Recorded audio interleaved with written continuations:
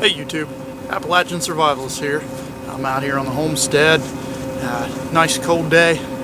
Sorry for the noise in the background there. That's my wood furnace running. Splitting some firewood and, well, broke my handle. So I'm going to be showing you a few different things here. Just basically how to redo the handle. It's also, some people call it reshafting the handle of your splitting maul, axe, whatever it would be. Here on the homestead, we like to keep things cheap. So instead of me going out and buying a brand new maul, I've got a perfectly good maul head here.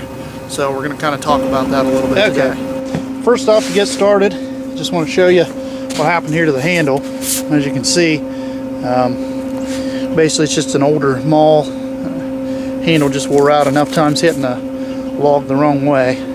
So what I did is I picked up a new handle. Came with a kit.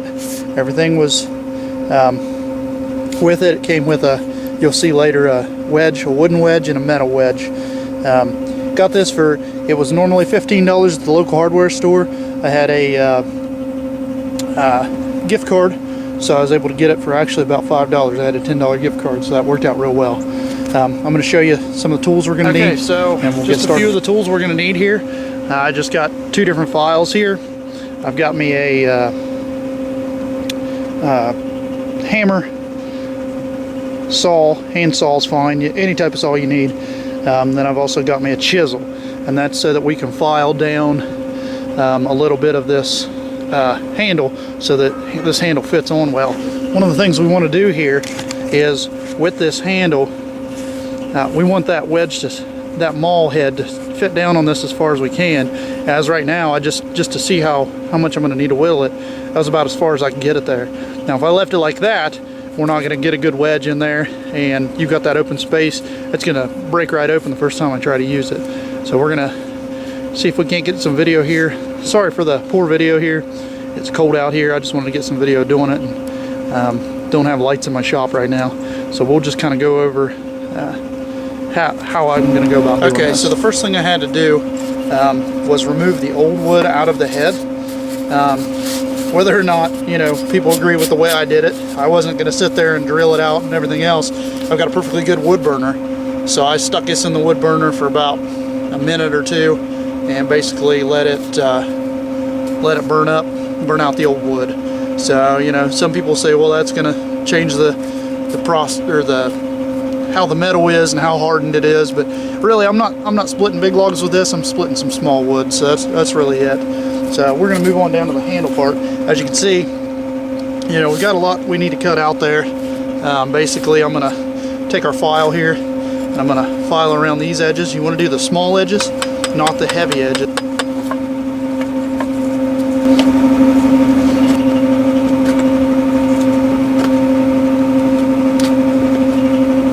Now I've got it pretty well whittled down. And a technique I've seen, I'm going to try it for the first time. I've never done it before. Instead of holding the wood against the ground or whatever you're using and pounding on the actual head, you actually pound on the handle. You keep it off the ground and pound on the handle. So we'll see what happens.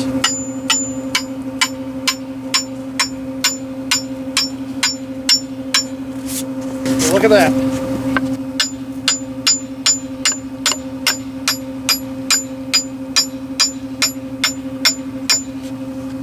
Crazy.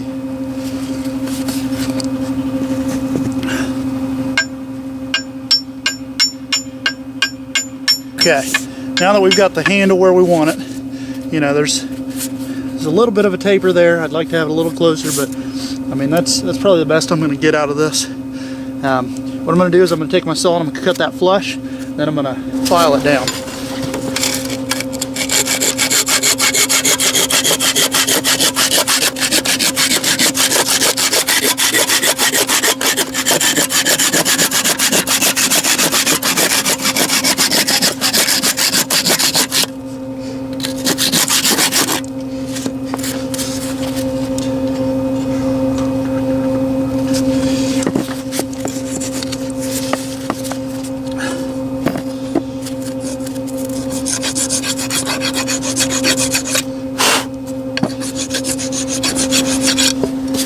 Okay, now as you can see, that split that used to be there isn't as prominent. So what I'm going to do is I'm going to take this chisel, I'm going to stick it right in where the split goes. I'm going to hold it there, take my hammer.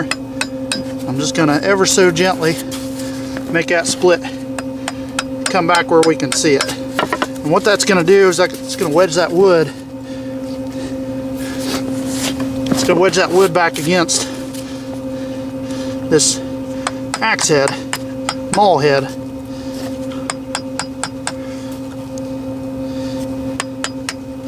There we go. Yeah. Once we get that back there,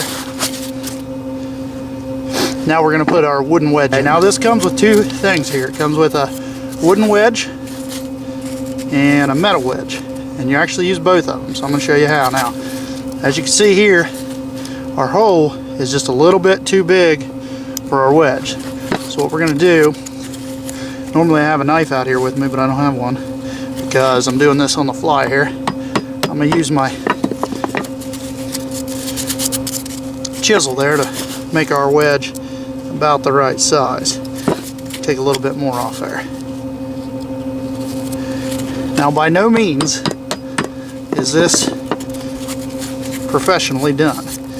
Like I always say, Appalachia ain't a very rich area, and we don't have much money here in Appalachia.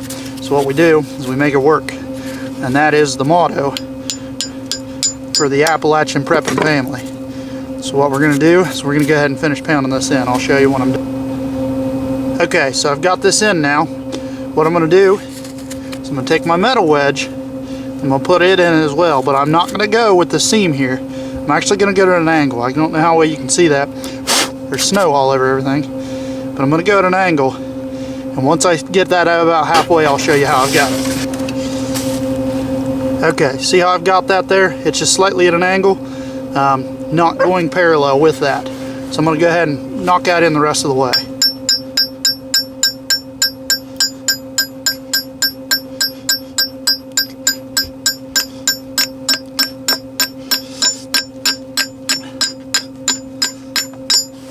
Okay, see there?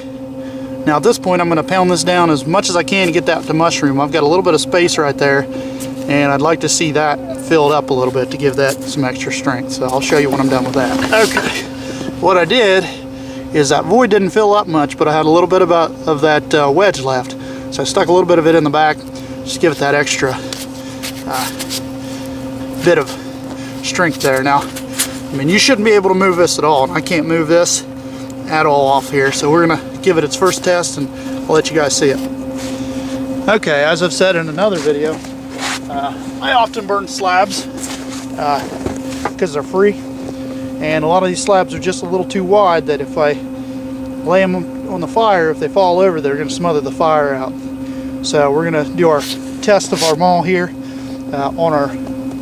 with our new shaft. We're going to see how well it works with this slab. So first test run, here we go. And there you have it. That's how we re-handle or reshaft a maul, axe, hammer, anything you might have to do out here on the homestead. Thanks for watching, guys. I appreciate you taking time out of your day to watch these videos. Again, I'm Appalachian Survivalist, talking about homesteading and basically trying to live off the grid as much as possible in this day and age. So thanks again.